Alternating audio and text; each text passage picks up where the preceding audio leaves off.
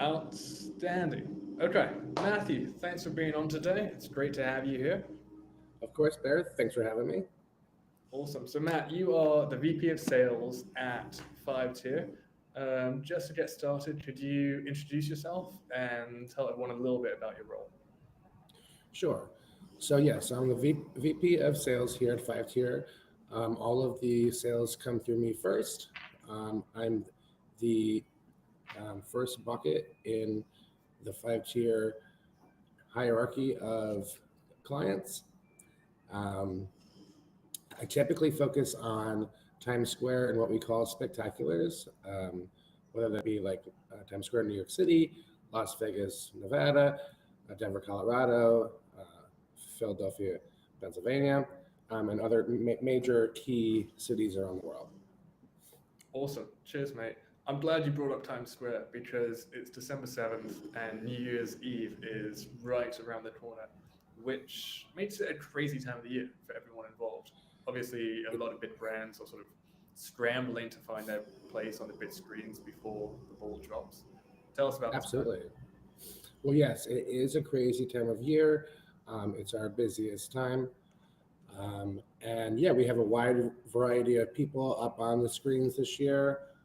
And, I'm looking forward to, making everyone happy, getting them on their live stream and seeing their, moment to shine during New Year's Eve.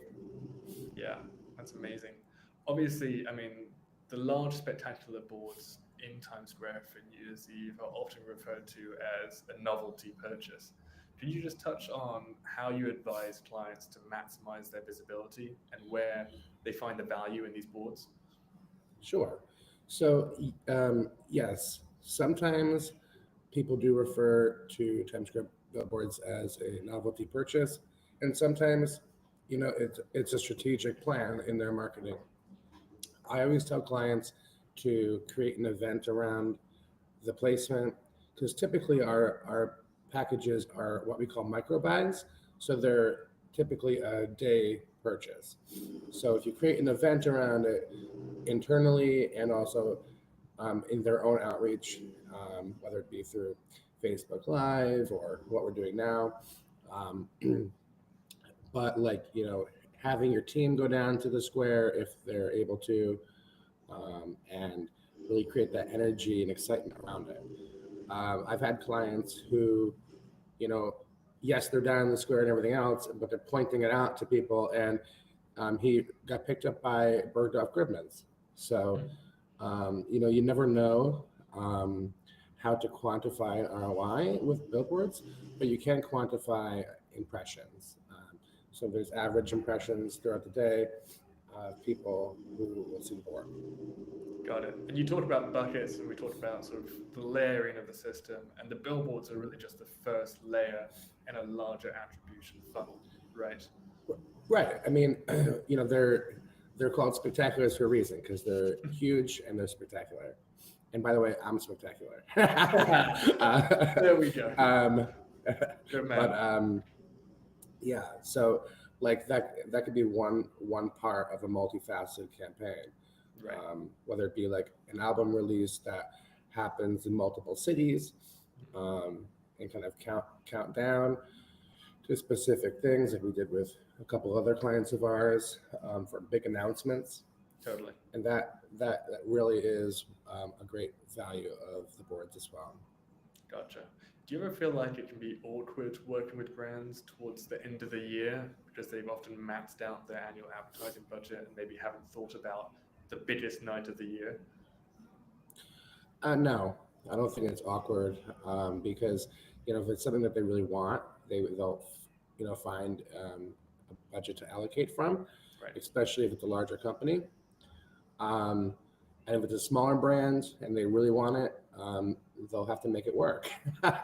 But the what makes us really unique and special is that we're able to cater to a smaller brand, whether it be a musician dropping an album or a mid-sized agency that is selling to their clients and brands, up to the Fortune 500s, that we all know and love. Spot on. And I guess the flip side of that is often brands haven't maxed out their budget and they have budget remaining towards the end of the year. And so on the last live stream, Frank was talking about this. He said, for any brand that has excess budget in their sort of end of year planning, who's worried about not having that budget in 2024, a great strategy could be to translate the budget into credits with our system. And of course, that goes towards billboards, streaming audio, connected television, whatever you want. And then you can apply that in 2024 and have the security that you still have right now. Absolutely. Yeah.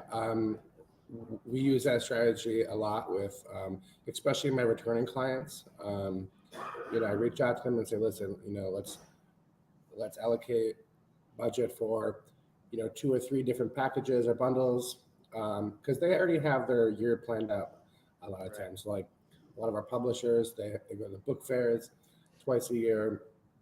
A couple of our agency partners have different trade shows that go to twice a year. So that is always a great strategy to, just let them know it's even an option. Totally. I think one of the best things in your position and what makes you so spectacular at your job, Matt, is if we take a step back from advertising for a second, you're quite the Renaissance man, right? You have lived a completely different life in the art world previous to this and many other sectors. Give everyone a little brief overview of your career and how you found yourself here today. Sure. So I lived a couple of lives. And so I started out as an artist. I went to Tufts University, SMFA, and also SVA for my grad school. And I did a lot of studio work, whether it be painting, photography, mixed media.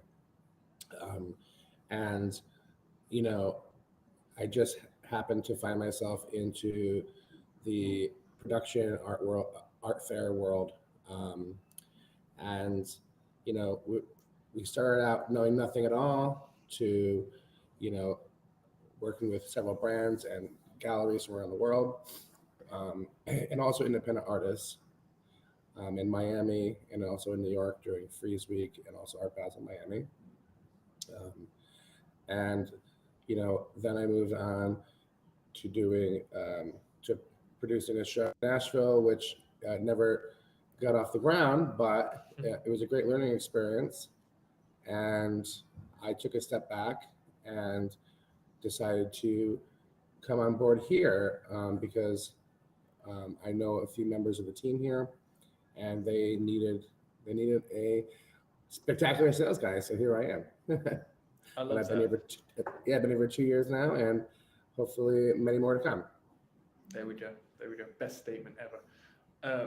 Do you feel like there's a large connection between your previous life, obviously organizing and operating art fairs, and understanding the intimate relationship of promotion and advertising and getting the word out, to your new role here on the flip side, working with clients, working with art fairs, doing the same thing?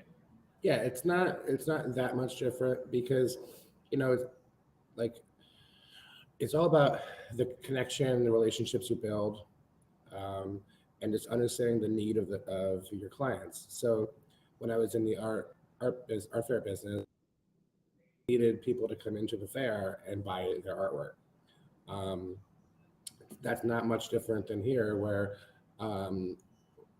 our clients need to sell their product or get brand recognition. So it's not that far off. It's a different product, yes. Gotcha. I'm really glad you brought up connections, because I want to close this out. We're right on sort of the 10-minute mark, talking about culture. 5 Tiers, obviously, a rather small yet nimble team, and it's a really family vibe in-house. But just talk to me for a second about the culture and the working environment here. Sure. So yeah, as you mentioned, we are a small team, but we're doing big things. We work with, like I mentioned, small individual people up to Fortune 500 companies, and honestly, we're doing it with a small team. We are very family oriented here.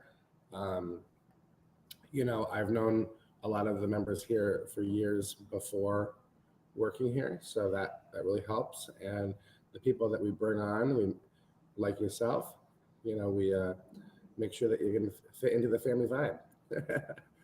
I love that. I love it. Well, awesome. That's everything we've got for today. Is that it? All right. Ladies and gentlemen, I told you, 10 minutes flies by, unless there's anything on your mind that you'd like to bring up. Well, for New Year's Eve, this is a huge push. So I just want to mention to people, if they see this on the internet somewhere, the board that we're focusing on is directly behind Ryan Seacrest and will be visible internationally. Not only, people in the square, but people watching TV all around the world.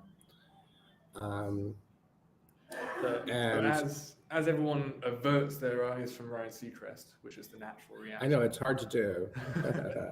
We'll be back behind it. Yeah, that's right. But other than that, thank you for your time, and I'm glad we had a chance to chat. And I'm sure you'll be back on here soon. All right. Thank you.